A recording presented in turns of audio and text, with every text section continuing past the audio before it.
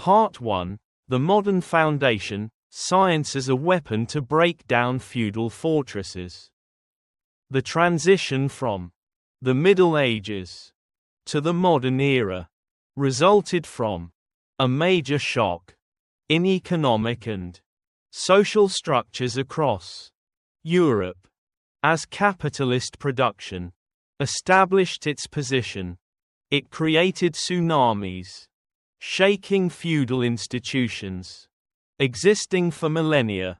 Man stopped looking at the sky for spiritual salvation, starting to look at the earth and the oceans for actual prosperity and practical knowledge. Intellectual golden pages of this period, linked to the rise of the bourgeoisie class, a pioneering force longing to break feudal chains and church absolute dominance. This thought surgery started by changing how wealth was created and how humans interacted with the physical world. The economic foundation, driven by great geographical discoveries and unprecedented market expansion, finding the Americas, expanding trade to India and China, changed global scales.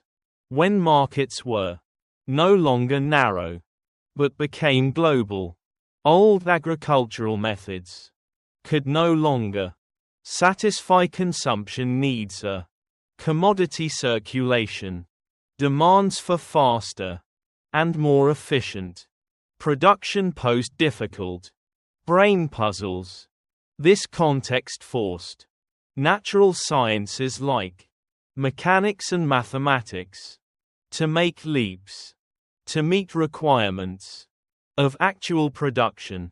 In old thinking, knowledge was framed within theological teachings and metaphysical theories, far from reality. However, when the bourgeoisie needed stronger machines and ships to travel further, they found no answers in religious classics. Natural science began separating from theology to develop independently, creating vital bases for cultural revival in Western Europe. This development was not just technical, but deeply political.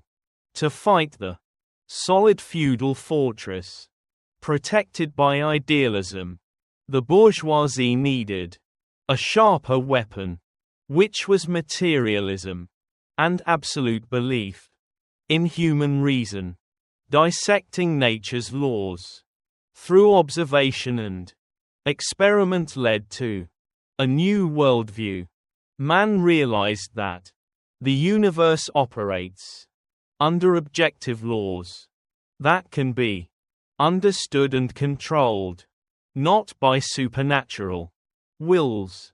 The development of mechanics created a mechanical worldview dominating intellectual life. People viewed the human body, society, and the universe as a giant clock with gears operating accurately. This shift in processing information created cognitive network restructuring, where logic and empirical evidence dominated emotional beliefs. Production methods forced the intellect to adapt to handle complex data volumes regarding calculation space and physical laws. The feudal fortress and Roman Church were mental barriers hindering human progress. Theological dominance turned knowledge into a closed system where all questions had ready answers in ancient sacred texts. Renaissance philosophy and British materialism became shock forces attacking this conservative stronghold. They rejected dogmas affirming human dignity through self-awareness, and mastering nature. This battle required extraordinary courage to shed old habits. When economic interests linked to science, reason's power became an unstoppable flood, sweeping away remnants of the Middle Ages to bring European history to a brighter era, forming wide markets and cultural exchange between continents helped man realize the world was larger than imagined before. The clash between civilizations and market needs drove the birth of new artistic theories and humanistic thoughts. Philosophy in this period was no longer empty debates about abstract matters, but a pragmatic tool to reform the world. Philosophers like Francis Bacon and René Descartes systematized these advances, but foundations were built from factories and ports and commercial expeditions. Capitalist production provided fuel for the fire of reason to burn strongly. Looking back at this period, we see close interaction between matter and spirit. When economic conditions changed, it led to the collapse of old consciousness forms and new ideas sprouting. Natural science was not just a production tool but a mind liberator. Finding stellar laws indirectly taught man how to question the power of kings and churches. Healthy skepticism toward feudal inevitability stemmed from empirical evidence. This was the first surgical incision, leaking feudal power, creating premises for bourgeois revolutions to explode later, leading humanity into an era where man is truly the center of the universe thanks to their intellect. The first fiber of 17th and 18th century Western philosophy was a vibrant practical foundation. It was a time when money and goods movement pushed great ideas. The bourgeoisie used materialism as an ideological weapon to protect interests and pave the way for progress. Establishing a scientific worldview based on mechanics and mathematics replaced mystical worldviews, marking a turning point in history. We cannot understand complex philosophical systems of Descartes or Mill without seeing the context of ocean-crossing ships and trade cities. Science became the pathfinder and philosophy synthesized the laws of that journey to lead the future. Part 2. The Great Debate between Empiricism and Rationalism. As modern foundations were firmly established, a turning point. Debate erupted within Western philosophy, shaping the system for human intellect. This was not just academic talk, but a battle over one question: where does knowledge come from?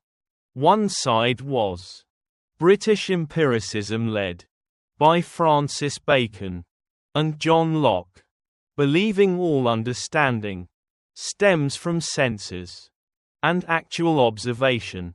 The opposing side, continental European rationalists like René Descartes, Baruch Spinoza and Gottfried Leibniz, affirming pure reason and innate ideas as the sole source of authentic truth.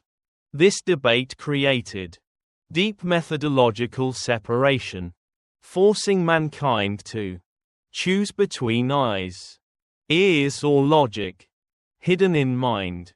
British empiricism rose with bourgeois pragmatism, where success was measured by results. Francis Bacon started by criticizing idols, blinding human vision, promoting induction methods. He argued mind should not be a spider web spinning from within, but a bee gathering sweet nectar from nature's flowers. In this view, humans own nothing at their birth. John Locke codified this with the blank slate theory, or tabula rasa. He argued that if we had innate mathematical ideas, why do children not know them? Every knowledge fiber, from simple colors to complex universe, must be recorded through direct interaction with outside world. Empiricists argued that without sensory verification, all philosophical theories are just castles built on sand, completely opposite to pragmatic British thinkers. Continental rationalists saw unreliability in senses. René Descartes pointed out that senses often deceive us, like a stick appearing broken in water while straight, or dreaming we are awake while sleeping deeply.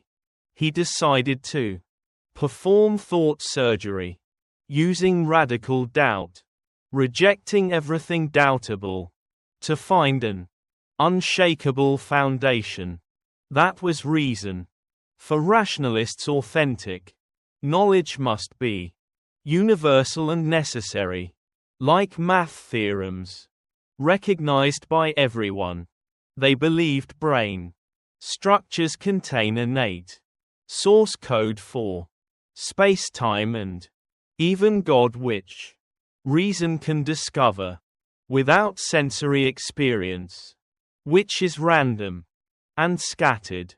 This stream conflict reflects brain mechanisms constructing our reality. Empiricism prioritizes bottom-up information processing, where environmental stimuli through senses form concepts.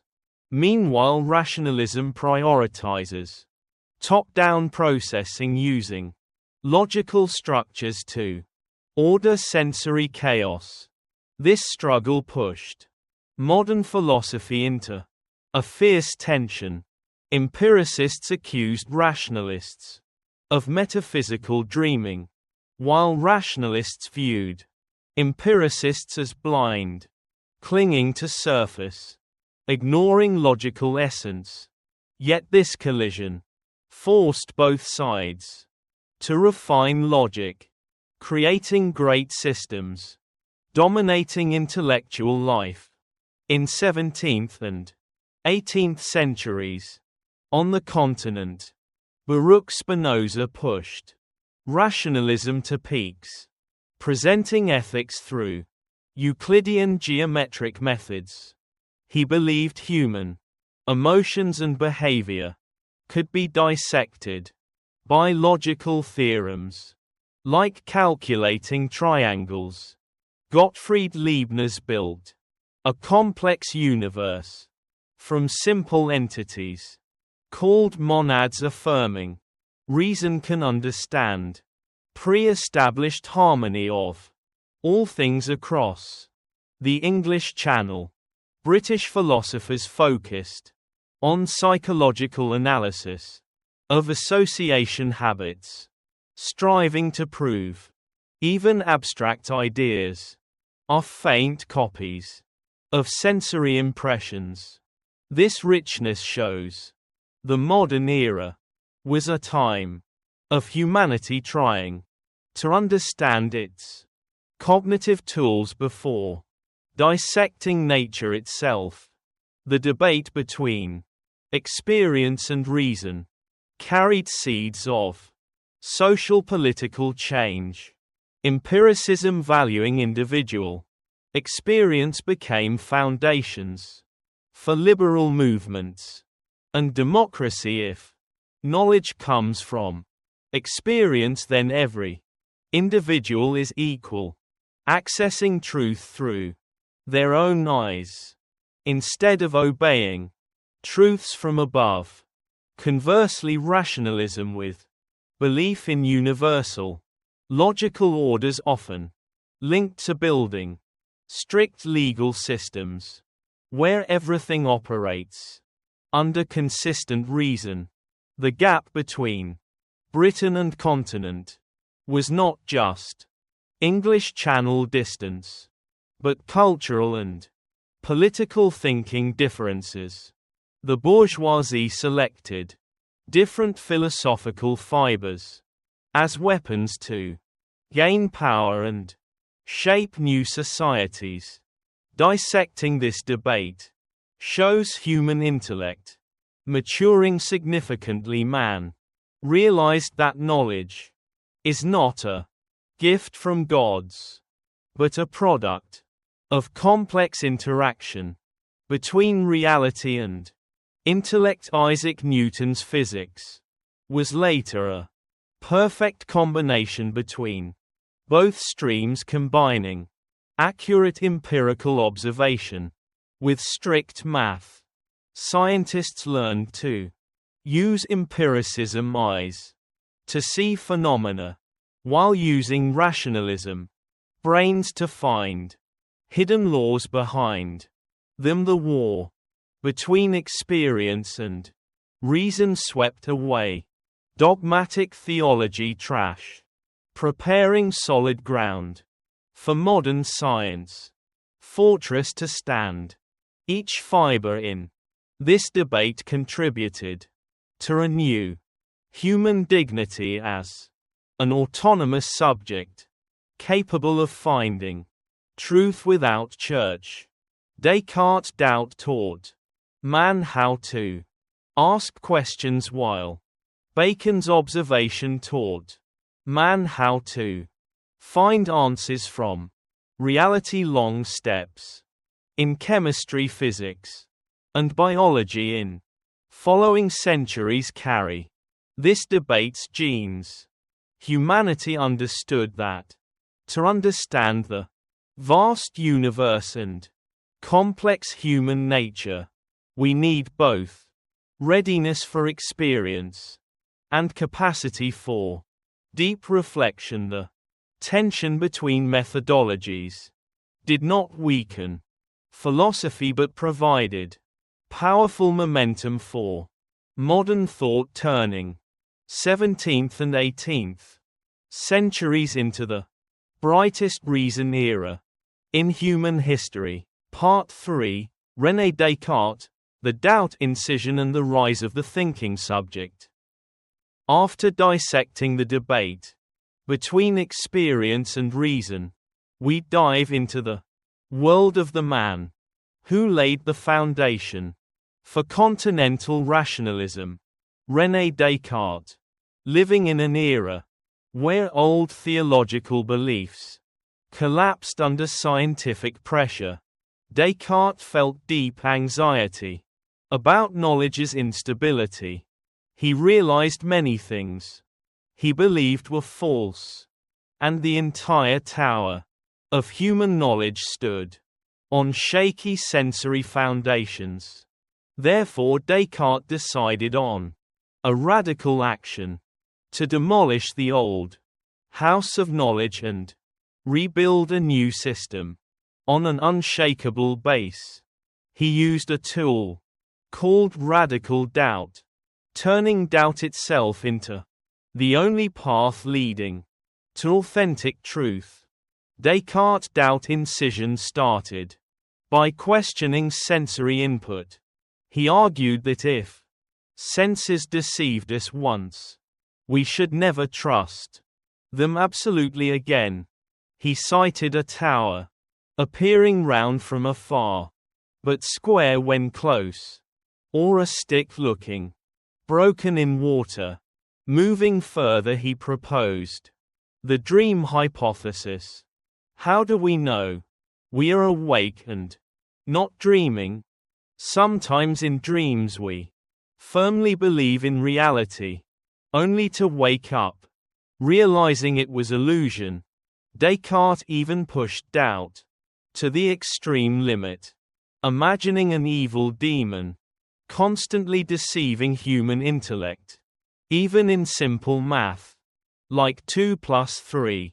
The purpose of doubt was not nihilism but filtering out blind beliefs, until only the purest knowledge fiber remained, which even a demon could not forge.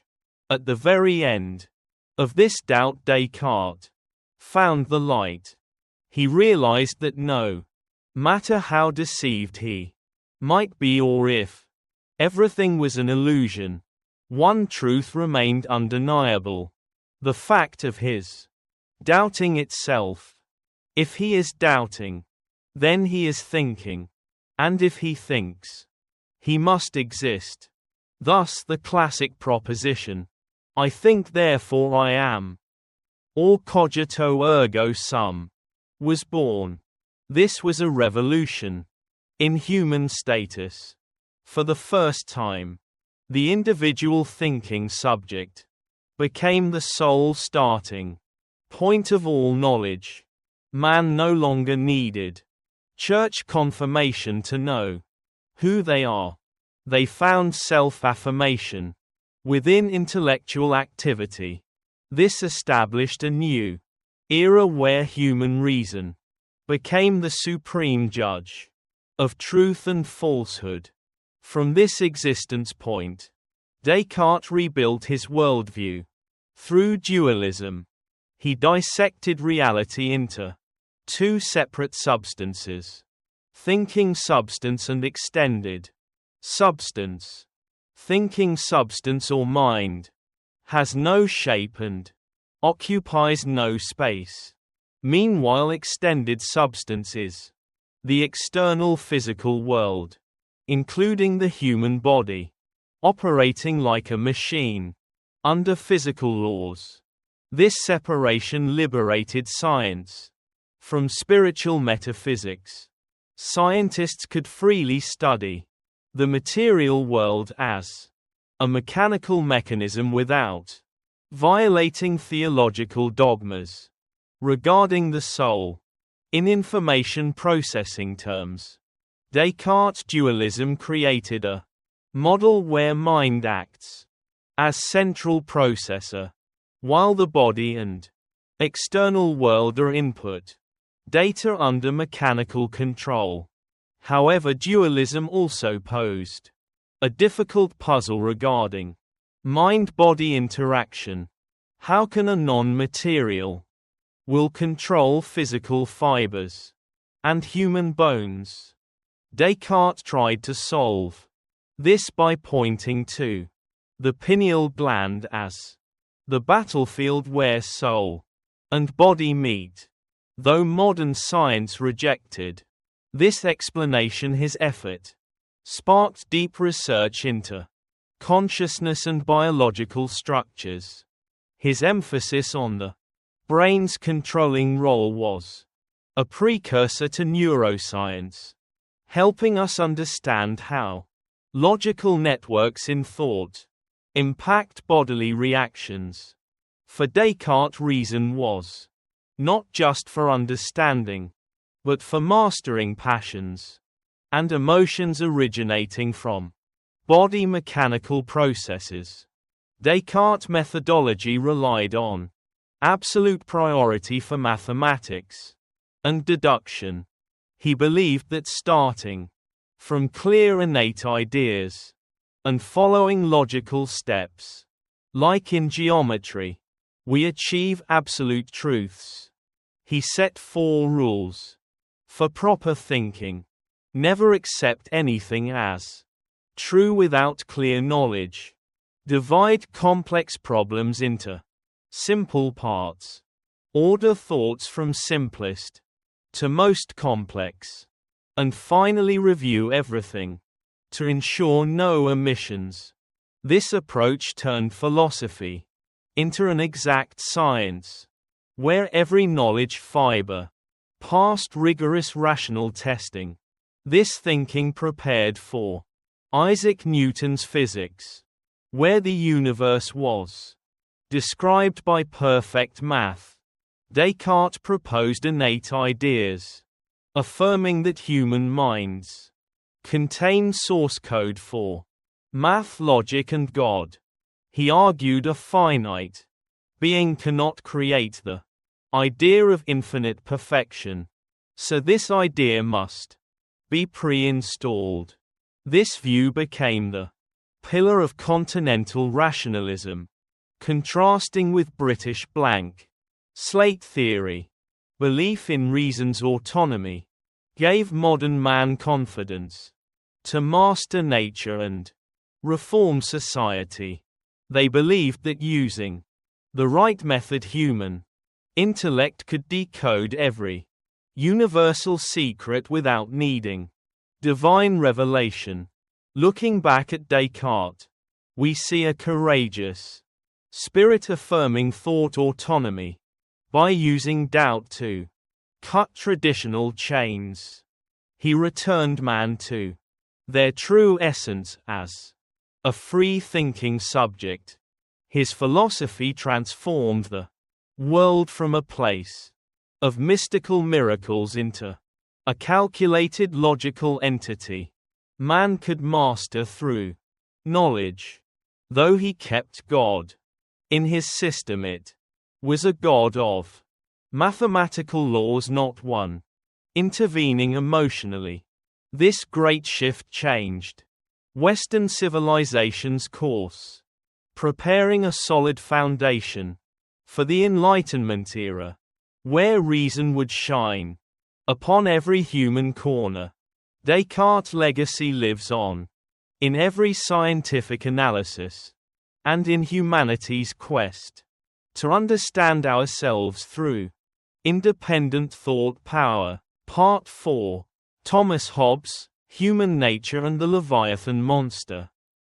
After walking through the rational fortress of René Descartes, we cross into another modern land, where mechanical materialism is pushed to its fierce end. With Thomas Hobbes living in Britain, full of turmoil and bloody civil war, Hobbes witnessed social order collapse and extreme fear of violent death.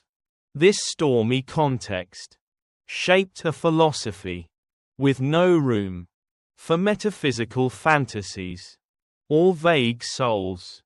For Hobbes, the world was not a mix of mind and matter, as Descartes imagined. Instead, he affirmed coldly that everything existing is matter, and all motion is mechanical nature. Human society and the universe are giant machines operating under physical laws that reason can decode using geometry. Hobbes' first incision struck at human nature through the state of nature concept. He asked us to imagine a world without law or government or social order. In that primitive state, Hobbes argued, man is driven by selfish survival and infinite power desires. He gave a harsh definition of this reality: a war of all against all. In a world of absolute freedom, lacking order, every individual is a threat to others, leading to the painful truth that man is wolf to man. Hobbes reasoned that since everyone has rights to everything, including other bodies, life is solitary, poor, nasty, brutish, and Short, this is the starting point for his state theory, where fear of death becomes the strongest motive, driving mankind to seek an escape, to escape chaos and mutual slaughter. Hobbes argued reason led humans to establish a social contract. People voluntarily surrender their natural liberties to a supreme central power in exchange for protection and order. This power was symbolized by the Leviathan sea monster from the Bible. Hobbes' Leviathan state was not a spiritual entity but a mortal god, a political machine with absolute strength to keep peace. The power of the sovereign in Hobbes' system is indivisible and irrevocable, because only overwhelming power can suppress man's wolf nature. This shift marked a turning point in political thought, where state power is justified by actual survival needs instead of divine rights. In epistemological terms, Hobbes performed a revolution explaining mind activity as pure mechanical movements. He rejected Descartes' non-material thinking substance. For him, sensation is just physical objects impacting sensory organs, creating pressure transmitted through the nervous system to the brain and heart.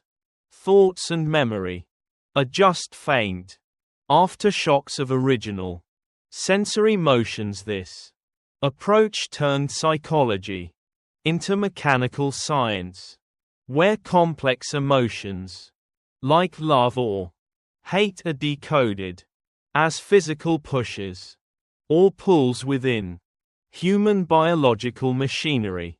Though a primitive view, it laid foundations for research on brain-physical interactions in modern neuroscience, affirming that thinking cannot separate from moving fibers and blood flow. Hobbes also dissected language with radical nominalism. He affirmed general concepts like man or triangle do not exist in objective reality, but are names man created to classify sensory impressions. Truth for Hobbes lies not in metaphysical idea correspondence, but in consistency of using words and definitions. Thinking is actually computation, an addition or subtraction of names to reach conclusions. This view collapsed medieval metaphysical logic, returning philosophy to mathematical clarity. This method helped him build political science with logical consistency, like a geometric theorem where every conclusion about state power is deduced from material nature premises. The Leviathan dominance proposed by Hobbes did not stop at managing behavior, but extended to religion and ideology. He believed to ensure absolute stability, the state must control religious activities, preventing spiritual beliefs from causing conflict. For Hobbes, the church cannot stand above or outside state power. This was a blow to church authority, affirming that social peace and state survival are supreme. Though this view met fierce opposition from religious forces and liberty supporters, it reflected modern reality, the formation of strong centralized nation-states taking center stage in History. Looking back at Thomas Hobbes' thoughts, we see a coldly honest view of the world. By using a materialist knife to cut mystical elements, he presented a universe where everything is fair and ruled by law. Man in his system is no fallen angel but a material creature, driven by desires and basic fears. Hobbes' philosophy taught humanity a harsh lesson on the value of order and peace while posing fundamental questions about the relationship between individual freedom and state power. His legacy remains in every legal structure and social contract theory, reminding us that behind civilization's shell is the constant motion of material instincts, needing reason to guide and control. This fierce mechanical materialism created a strong response wave, pushing other philosophers, like John Locke or Spinoza, to seek other ways to protect dignity and human freedom. However, without the cruel realistic foundation built by Hobbes, modern philosophy would lack the clarity to face reality. Hobbes dissected society like an anatomist, opening a living body, exposing the nerves of power and blood vessels of conflict. He turned philosophy into survival science, where reason is not just for contemplation, but for constructing tools to protect life for the entire community in a dynamic material world. Part 5. Baruch Spinoza, God is nature and freedom through necessity. After crossing Descartes' rational fortress and Hobbes' cold materialism, we enter a deep modern system. Baruch Spinoza's philosophy, living a simple life, grinding lenses, excommunicated for radical ideas. Spinoza left an unparalleled legacy. He rejected dualism, separating mind and matter, or viewing man as just a heartless machine. Instead, Spinoza performed a complete surgery on God and the universe, building a monistic system where everything existing is just different expressions of one infinite substance.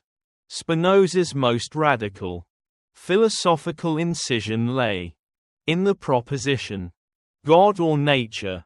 He completely rejected a personified God, ruling by subjective whims or commands. For Spinoza, God does not stand outside the world to create it. God is the world itself, the only substance existing by itself, needing no other cause. Every specific thing, from distant stars to every leaf, including humans, are just modes or attributes of this infinite substance. This view erased boundaries between sacred and secular, transforming the universe into a perfect logical whole. Spinoza's God operates under eternal and necessary natural laws, with no favoritism or mystical intervention. To present his thought system, Spinoza used a unique method, presenting ethics through Euclidean geometry. He believed philosophy could achieve absolute mathematical precision. His greatest book is structured with definitions, axioms and theorems. He did not seek to persuade with emotional eloquence, but led readers through undeniable logic. For Spinoza, the world is a system of causes and effects linked strictly together. Nothing in nature is random. Every event is a necessary result of prior laws. This belief in necessity allowed him to dissect human psychology like geometry, dissecting lines and planes. One vital knowledge fiber in Spinoza's system is the unity of mind and body. He rejected Descartes' dualism, affirming mind and body are not interacting substances but two aspects of the same substance. Mind is thinking attribute and body is extended attribute of one substance. Every body change has a corresponding mind change and vice versa. This laid foundations for biological unity insights.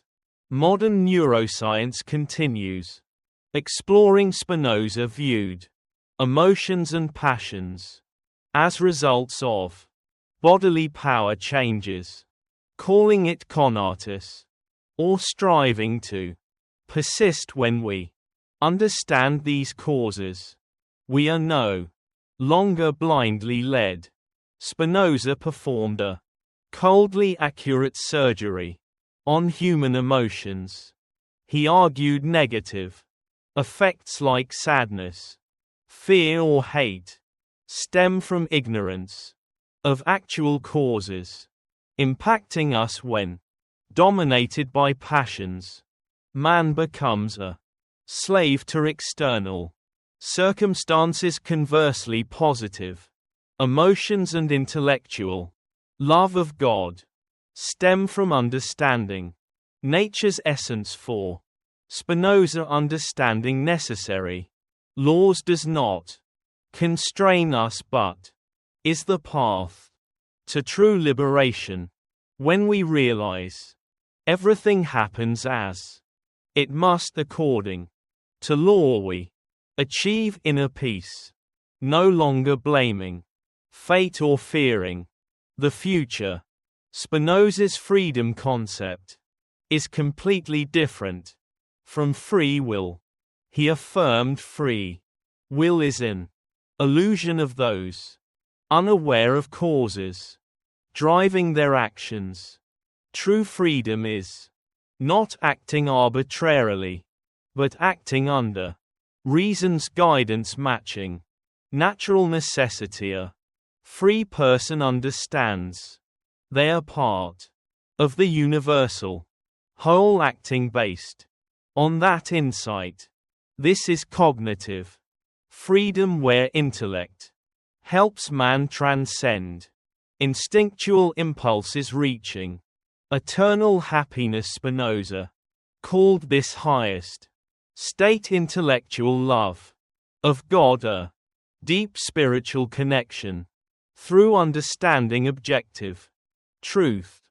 In politics, Spinoza was a fervent supporter of democracy and thought freedom. He believed the state's ultimate purpose is liberty, not fear or imposition. In his political treatises, he argued a stable society is built only when people are free to think and speak freely. He saw religion as a moral tool for masses, but never allowed to interfere with reason and law. Spinoza believed as man uses reason to understand nature, they tend toward peace and cooperation, recognizing individual interests linked to community in an ordered universe. Looking back at Baruch Spinoza's system, we see a steadfast, courageous spirit. Identifying God with nature gave man a new status. an inseparable part of infinite substance. His philosophy turned the world into a reason temple, where every natural law is sacred.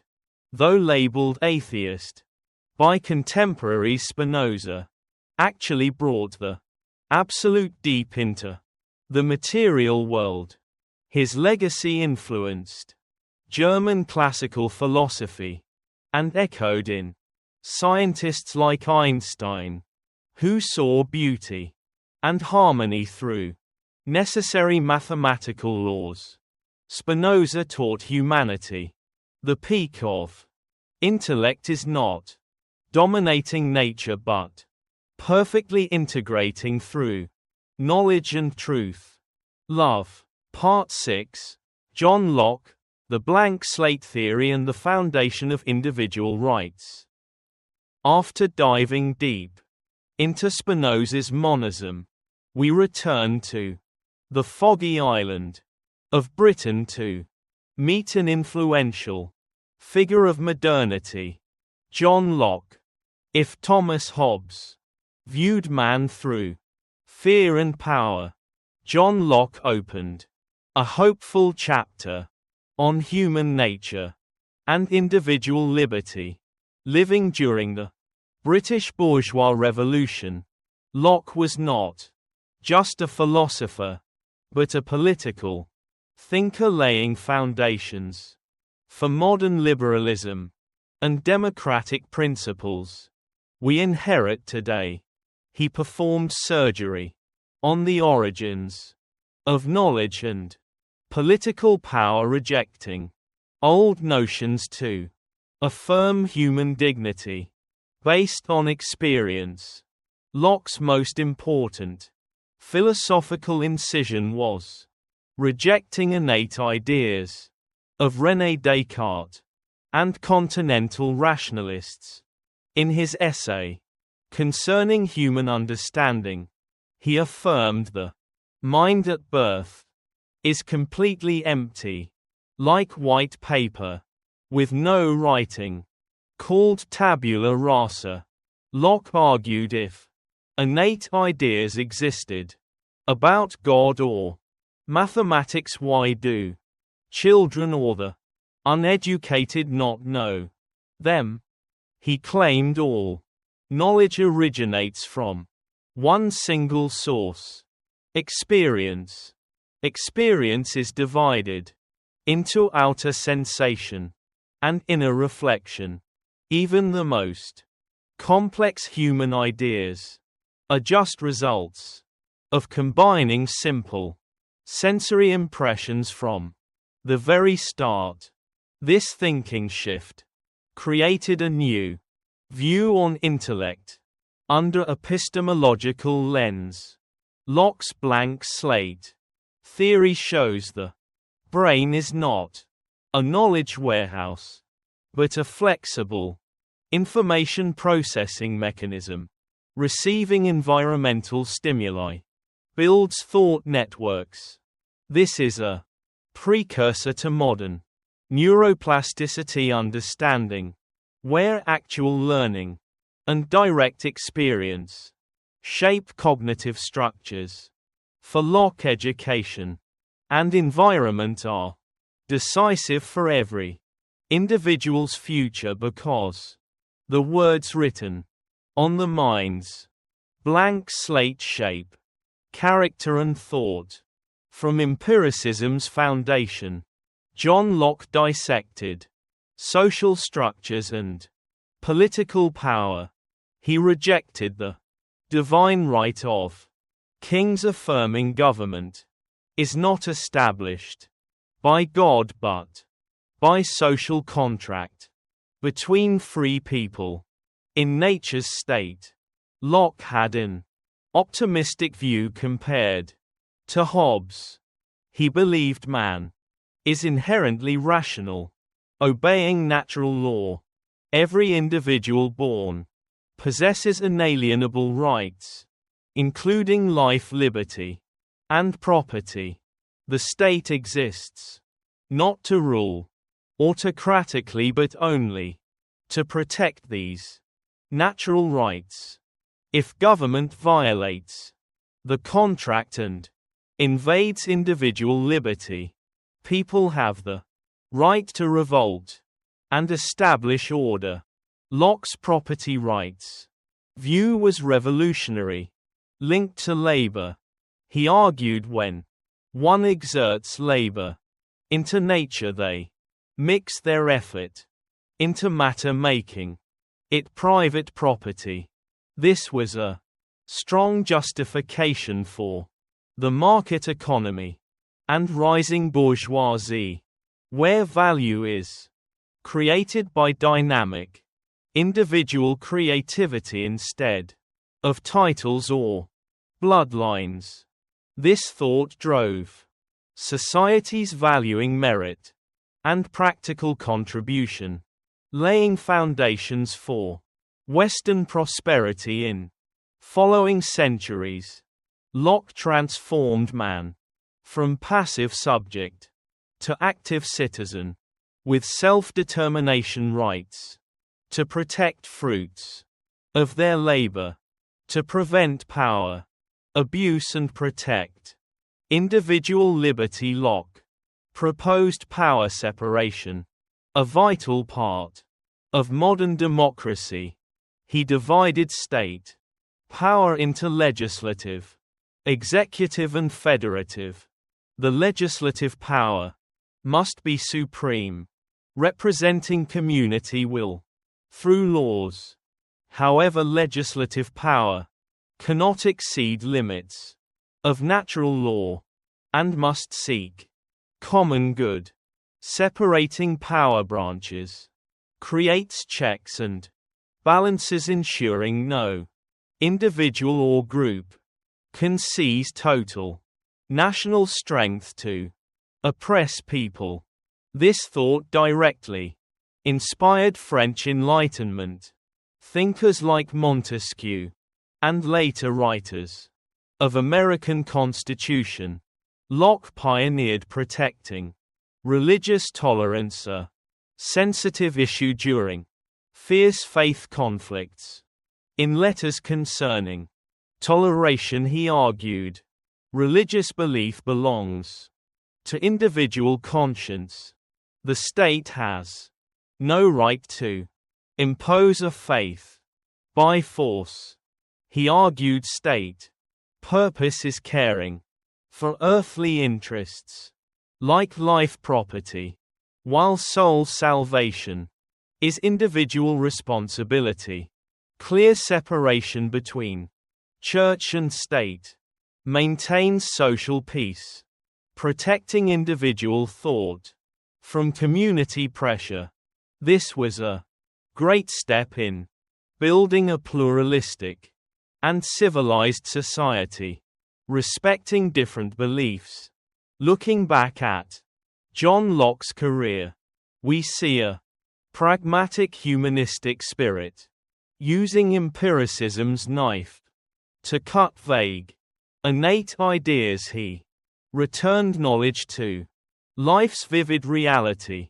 His philosophy turned man into the center of power and knowledge subject. Locke's legacy remains not just in academic books but within democratic structures and humanitarian nature.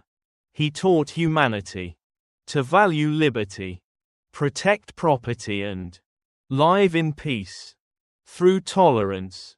Locke's rational clarity guided the Enlightenment, helping man step out of darkness to create a world of progress and freedom. Part 7. Gottfried Leibniz, The Harmony of Monads. After crossing through John Locke's pragmatism, we return to continental Europe, meeting a universal genius, Gottfried Leibniz. If René Descartes laid the foundation, and Baruch Spinoza reached systematic peaks, Leibniz performed a final major surgery, reconciling all conflicts between science, faith, mechanics and metaphysics, living when math and physics changed the world's face. Leibniz was not just a philosopher, but a mathematician, co-creating calculus with Isaac Newton. This sharp vision helped build a unique worldview where the universe is not dead matter, but a symphony of metaphysical entities. The central concept in Leibniz's system is monad theory. He rejected infinite matter divisibility because if everything breaks eternally, we never find existence's base. Leibniz argued for simple substances with no shape occupying no space and indivisible, called monads. Unlike physical atoms, Leibniz's monads are spiritual soul-like units. Each monad is an independent world, reflecting the universe from its perspective. He described monads as having no windows, meaning they cannot physically interact. Nothing can enter or exit a monad to change its internal nature. This deep analysis led to a startling doctrine of pre-established harmony. If monads cannot interact directly, how does the world operate so consistently? Leibniz used the image of two perfect clocks synchronized by a master clockmaker called God.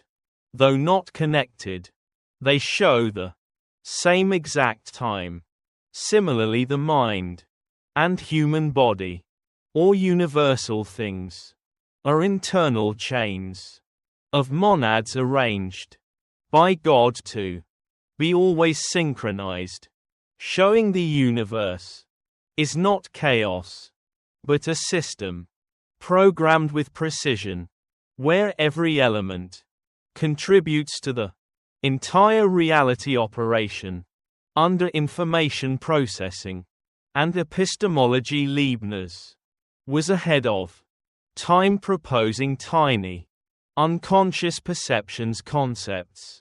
He pointed out countless small impressions exist within us, unnoticed, like ocean roars created from millions of waves. Our ears cannot distinguish individually. When these accumulate, they become conscious. This thought laid foundations for research on the unconscious and sub-threshold processing in modern psychology and neuroscience. Leibniz affirmed intellect includes more than just clear Descartes-like ideas, but complex networks of potential perceptions, constantly in motion. Leibniz built a strict logic system based on the sufficient reason principle. He affirmed nothing happens without a reason explaining why it happened so, instead of otherwise. This forces humans to seek essential links behind phenomena, from physical motion to human action. For Leibniz, this is the best of all worlds. He argued God, with infinite wisdom and absolute benevolence, selecting this universe, chose the optimum model where diversity and harmony peak. Even evil existence is dissected as a necessary part of the balance, and grand beauty, like dark notes, enhancing a song. Leibniz's system was a great effort, reconciling mechanical materialism and metaphysical idealism. He admitted that, on surface levels, we explain the world through mechanics and physical laws. However, at the deepest essential level, The world must be understood through spirit and purpose. Science provides how machines work, but philosophy provides the meaning and origin of those motions.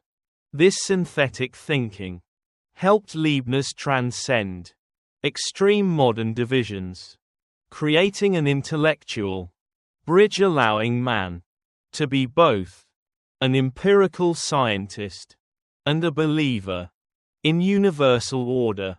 In math and logic, Leibniz's legacy is truly priceless. He dreamed of a universal language where human debates could be calculated. He believed if ideas turned into numbers and rules, instead of arguing, philosophers could say, "Let us calculate." Though unfinished back then, it laid the direct foundation for mathematical logic and programming languages.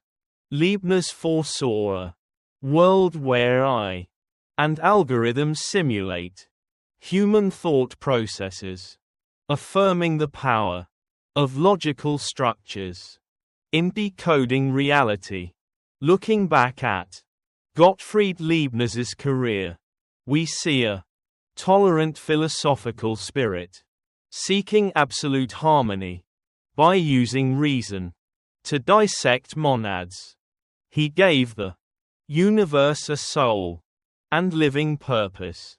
His philosophy turned the world into an organic whole, where every part contains total information. Leibniz's legacy remains not just in formulas or metaphysics, but in humanity's quest for totality. He taught us that behind matter's rough collisions is a beautiful order of reason. His pre-established harmony is the strongest affirmation of a meaningful universe where science and spirituality are not enemies but complementary voices. In Truth's Journey, Part 8, Modern Legacy, Thinking Patterns for the Enlightenment. The journey through great thought systems, from René Descartes to Gottfried Leibniz, shows a panorama of human reason maturing significantly. This is not just past history, but the time forming the source code for modern civilization. Western philosophy in 17th and 18th centuries performed a radical surgery on medieval world views, sweeping away theological dogma mists, replacing them with science and pragmatic reason. This era's legacy is establishing a new thinking pattern, where man is no longer passive before fate but an autonomous subject, capable of decoding and reforming the universe by will. The first vital legacy point is absolute victory of scientific methodology through the debate between experience and reason. Humanity synthesized a complete cognitive process combining empirical observation and strict mathematical deduction. We see this legacy in every lab and research project today, dissecting natural phenomena to find objective laws helped man escape fear of mystical supernatural events. Natural science is no longer theology's servant but became the sole measure for truth. This thinking prepared for the Industrial Revolution, turning abstract philosophical ideas into machines, ports, and technical achievements, changing the planet's face. Rising thinking subjects also led to deep epistemological surgery on human nature. The concept of self or identity was defined through Descartes' I think, or Locke's blank slate. Man began realizing self-awareness, power, and responsibility for thought. This shift created an inevitable consequence. In psychology and education, humans are perfectible through knowledge and experience. Under information processing, the brain is not a mystical soul container but a sophisticated system capable of analyzing, synthesizing, and constructing reality. This legacy is the foundation for modern humanism, where individual dignity is affirmed by intellect and self-determination. In politics and society, modern philosophy left a huge legacy through social contract theories, dissecting state power. Origins from Hobbes to John Locke collapsed the divine right of kings. The state is now understood as an artificial tool serving and protecting earthly human interests. Natural rights like life, liberty, and property became universal values, nourishing great bourgeois revolutions in France and America. Power separation and religious tolerance created pluralistic social models where differences are respected and power is controlled by rational law. This is the blueprint for modern democratic institutions operating today. 17th and 18th centuries also marked belief in human progress. Modern philosophers believed that using proper reason man could eliminate poverty, disease, and injustice. This desire drove development in medicine, chemistry, and social sciences. Leibniz's harmony, or Spinoza's necessity, led to the conclusion that the universe is understandable and ordered. This belief gave man infinite confidence to face natural and social challenges. We see this legacy continuing in modern science efforts to conquer space or decode the human genome, affirming no limits for human intellect when guided by reason, shifting from mystical to mechanical worldviews, completely changed how we interact with the environment.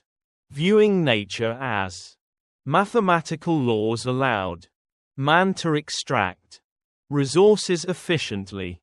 However, this legacy also poses challenges for the human nature relationship in later generations, prioritizing calculation and economic efficiency from bourgeois pragmatism shaped modern capitalism, dissecting production and social management with math logic created an accurate world, but also full of dryness if lacking emotional and humanitarian balance.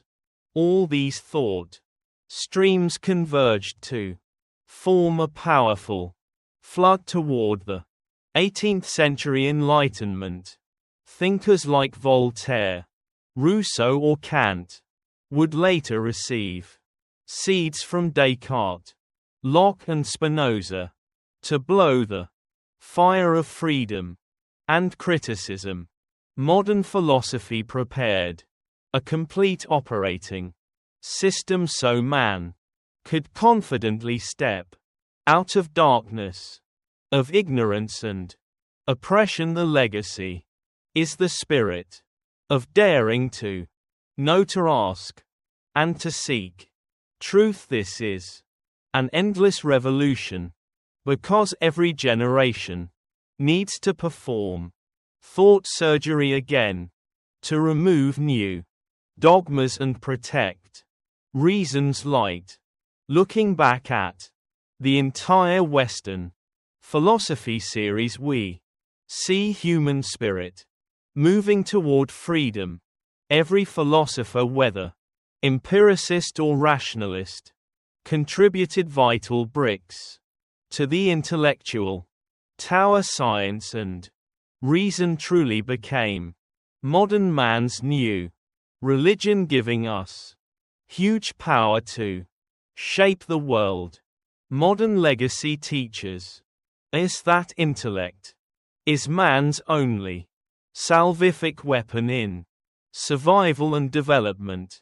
Every mathematical formula, physical law, and legal principle used today carries the genetic code of the great thought surgery from those 2 brilliant centuries.